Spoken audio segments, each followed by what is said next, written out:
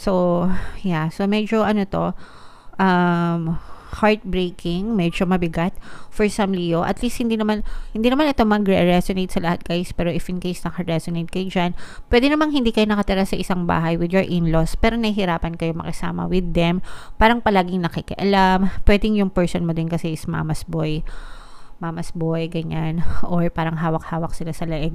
Tapos, pwede rin na, meron din ako nararamdaman dito na baka OFW yung iyong person.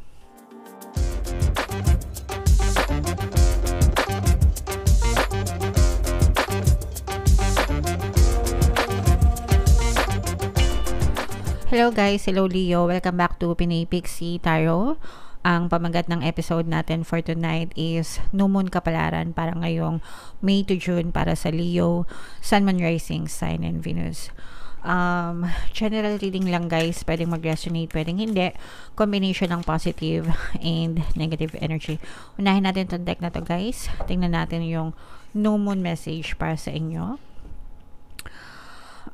What do you need to release? So, ano yung kailangan yung i-let go, mga kapiksi? Okay? Bago natin basahin yan, mga kapiksi, no, yung ating new moon ngayong May ay sa May 8. Yes, May 8, mga kapiksi. And then, yung ating next new moon naman ay sa June 6, guys. So, ang reading na to ay para sa period na yan, mga kapiksi. Okay? So, what do you need to release? Ano yung kailangan mong mga i-let go, mga kapiksi? So, may mga cycle sa buhay natin na tapos na, pero yung isip natin nandun pa, 'di ba? Ibig sabihin, may mga nangyari na sa buhay natin na nangyari na. As in, few seconds ago, it's already over. Pero yung isip natin, kumbaga parang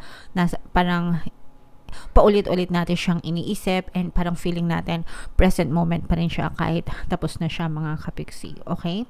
So, it's a sign for you na to let go.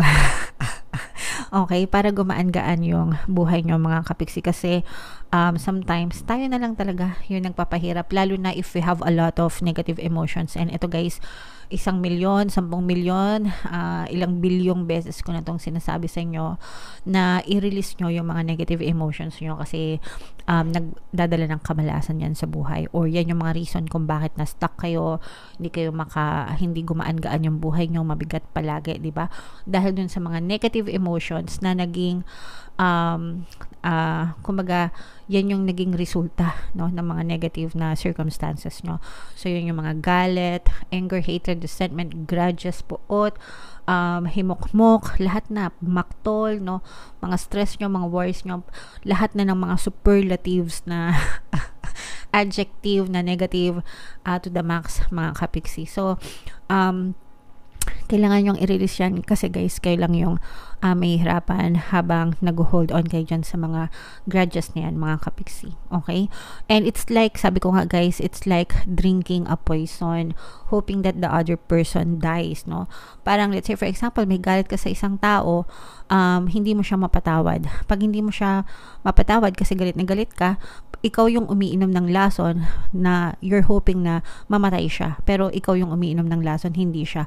Kasi ikaw yung nalalason dahil dun sa mga negative emotions mo. Okay?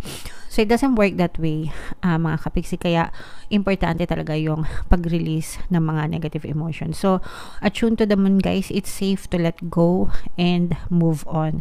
So, i-comment nyo rin yan sa baba, guys. It is safe to let go and move on. So, i-type nyo na rin guys na I'm moving on, I'm safe now, I let go of all the anger, hatred, resentment, grudges into the Christ within, para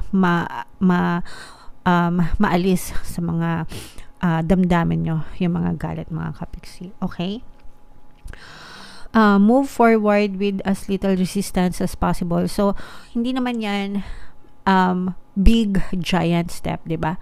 Sometimes it takes time talaga para sa healing, pero ang importante is every day you do your best. Okay? You just focus on yourself, mga kapiksi. For some of you guys, this is not the time to start new projects. So, pwedeng unfavorable sa inyo yung panahon right now para magsimula ng mga bagong proyekto. So, standby muna ng konti. Releasing emotional baggage is recommended now. So, kagaya nga ng sabi ko sa inyo guys, i-let go nyo yung mga negative emotions nyo. Say sorry to someone kung kayo naman yung may mali. Sometimes, the reason kung bakit nahihirapan tayo makarinig ng sorry sa ibang tao is because mahirap din talaga siyang sabihin, di ba? So, if ikaw naman yung nagkasala, say sorry. Okay? Do energetic work such as meditation or yoga. So, if marunong kayo mag-meditate guys, the better. Kung hindi naman, pwede nyo pakinggan yung ating Tagalog meditation dito sa channel natin. Meron yan, scroll nyo lang sa baba. Pampawala ng stress and anxiety. So, ginawa ko yun. It's a guided meditation na makatulong para sa inyo. And then, pag marunong na kayo guys, you can do it on your own. Okay? Right? So, yan yung mga messages para sa inyo, Leo. Comment down below guys if feeling nyo naka-resonate kayo dyan.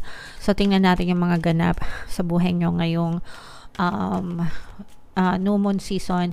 Shuffle ko to guys. Habang sinashuffle ko to, panoorin nyo muna yung video natin regarding sa ating paano mag-manifest ng abundance video course. Kapiksi, sawa ka na ba sa mga struggles at hirap sa buhay mo? Masipag ka ba at masikap sa buhay ngunit hindi ka pa rin umaasenso? Ilang beses ka na bang nag-attempt magnegosyo at mag-invest pero palagi ka pa rin nalulugi? Sa pagkakataon na ito ay maaaring may subconscious beliefs ka na nagiging balakid sa iyong pag-unlad at pagyaman. Introducing, paano mag-manifest ng abundance video course. Dito ay matututunan mong ma-overcome ang mga balakid mo para tuluyan ka ng umunlad, umasenso, sumagana, maging matagumpay, successful at maswerte sa iyong kabuhayan, pera, trabaho, negosyo sa lapi at kaperahan ng bonggang-bongga. Dali, mag-send na ng email sa pinoypixitaro@gmail.com at simulan na ang iyong pagyaman ngayon. Alright. So, sabay-sabay tayo guys. Magpayaman ngayon 2024. Mag-avail na kayo ng course. Sobrang ganda talaga niyan mga kapiksi. And ngayong May, no, meron tayo guys na promo. Pwede kayo mamili kung gusto nyo ng 1 free pampaswerte subliminal o kaya naman 200 pesos na discount. So, sa lahat na mag-avail ng course yan until May 30 only. And meron din tayong email coaching, manifest your desires using the law of attraction. If meron kayo guys na specific na gusto nyong i-manifest, pwedeng love and relationship, pwedeng money or career, guys, pwede kayo magpabook ng email coaching session with me. Mag-send lang kayo guys ng email sa pinoypixitaro@gmail.com. So, ito guys, so ito Leo, medyo negative to, naunahan ko na kayo, although meron namang positive energy dito guys.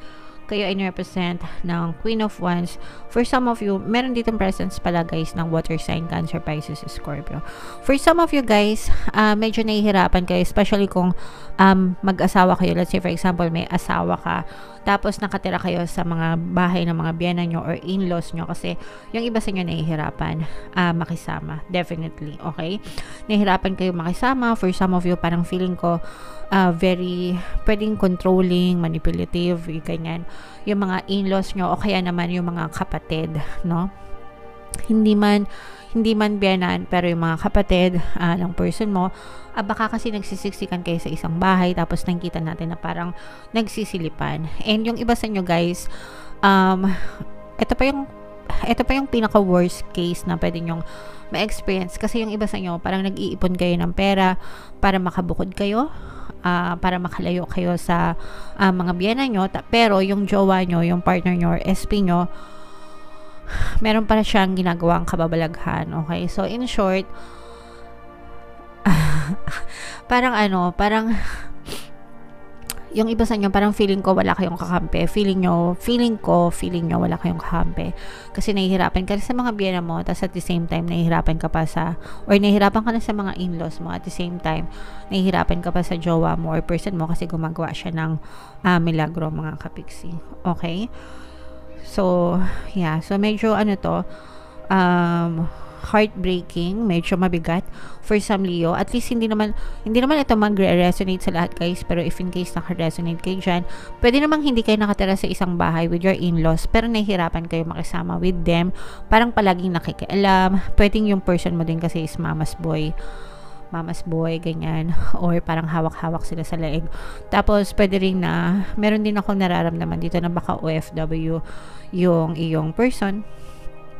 Tapos sinisiraan ka ng iyong in-laws dun sa person mo, para hindi magpadala sa'yo or para hiwalayan ka, ganyan. And itong person mo naman parang mas naniniwala siya dun sa pamilya niya kesa sa'yo. And parang sabi ko nga, parang meron din tong ginagawang milagro mga kapiksi. So medyo mabigat yan para sa inyo guys. And you're hoping na magkaroon ng pagbabago, pero ang outlet nyo na lang right now mga kapiksi is friends, no? Kumbaga parang humuhugot kayo ng lakas dun sa mga tao sa paligid nyo, your own family syempre, at saka yung mga pamilya mo na nakakaintindi para sa inyo. For some of you guys, parang feeling ko gusto nyo na rin lumayo dito sa gantong sitwasyon. Actually, yung iba sa inyo, you're seeking for justice and happiness. And yung iba sa inyo guys, parang feeling ko, comment down below ha, parang binlock nyo na rin itong person na to kasi gusto nyo nang magkaroon ng peace of mind mga kapiksi. Kung meron kayong mga anak, parang mas binubuhos mo na lang yung attention mo sa mga bata, and parang you're just seeking for child support mula dun sa iyong partner, mula sa iyong partner o specific person. The moment na tumalikod ka dito, kasi yung iba sa inyo parang hindi pa kayo ganap na tumatalikod sa person nyo, pero the moment na tumalikod kayo dito guys, doon marirealize ng person mo yung pagkakamali niya. Kaya lang yung iba parang medyo malilate sila kasi parang tawag dito, buo na yung decision nyo and there's no turning back para sa inyo. And ang tanging mag-uugnay na lang sa inyo in the future is yung mga anak nyo. So kumbaga parang sige, pagbibigyan kita, may kipag-usap ako sa'yo, pero dahil lang sa mga anak, hindi na dahil sa ating dalawa. So ganun, no? Parang yung iba sa inyo, parang feeling ko in-end nyo na rin itong relationship na to kasi ayaw nyo rin ng pa-victim mode, no? Kumbaga alam nyo rin yung tama at mali, alam nyo yung karapatan nyo, and kumbaga ginagalang nyo rin yung pagkatao nyo, mga kapiksi. Okay? Alright.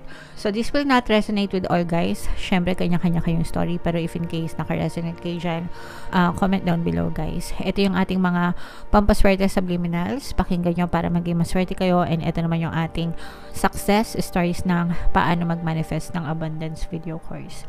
Click here to subscribe guys, and click here to join our membership program. Thank you for liking, sharing, and subscribing, and see you again next time. I love you all guys. Have a nice day. Bye bye.